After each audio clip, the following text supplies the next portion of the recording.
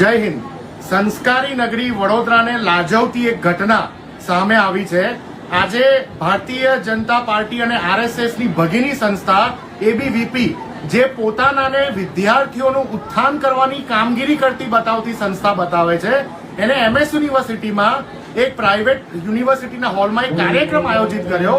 એ કાર્યક્રમનું નામ હતું સંસ્કાર, અને સંસ્કારના કાર્યક્રમમાં સંસ્કારી નગરી વડોદરા શહેરમાં જ્યારે એક યુવતી ભગવા કલરની સાડી પહેરીને અભદ્ર ગીત ઉપર અભદ્ર નાચ કરે છે અને આ એબીવીપીના કાર્યકર્તાઓ તાળીઓથી એને ગજવી લે છે, આ ખૂબ જ શરમજનક ઘટના કહેવાય।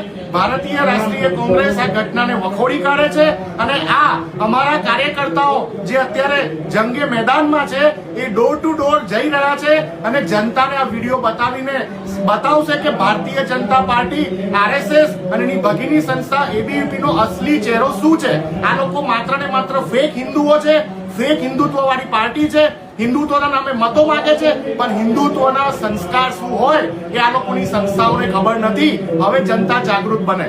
જય હિન્દ।